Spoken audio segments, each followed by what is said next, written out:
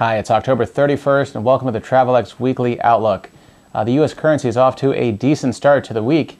It's actually near three-month highs against the Japanese yen after officials in Tokyo took action to weaken its currency following its recent rise to a series of record peaks.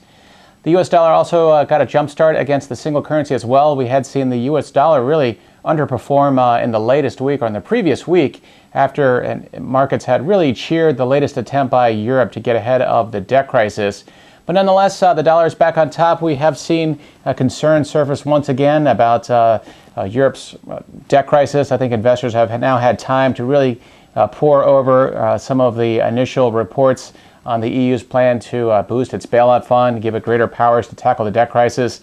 And I think investors are turning somewhat of a skeptical eye, and that's because officials in Europe, they've been short on details, and so that has really limited the single currency's positive traction as a result of that. But again, in the prior week, we had seen the dollar really take a beating. In fact, it had fallen to 7-week lows against many of its major rivals.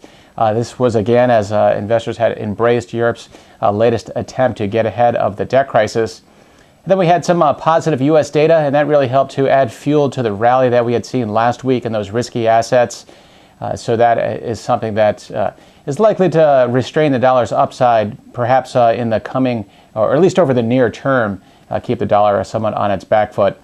For the latest on the U.S. economy, we're going to look at some key data this week on the U.S. housing market. We'll also look at some reports, or we'll look at some central bank meetings. What is going to be by the U.S. Central Bank on Wednesday. That is the day before the Eurozone Central Bank meets as well.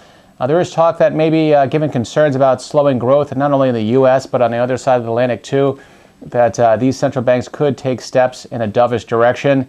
So that'll be something on the lookout for. And then probably one of the week's main events, that'll be on Friday. That's when we're going to get a look at the U.S. jobs report for the month of October. That could really set the stage and offer more clues on whether or not the Fed might have to embark on a third round of quantitative easing to keep the U.S. economy from tipping back into recession.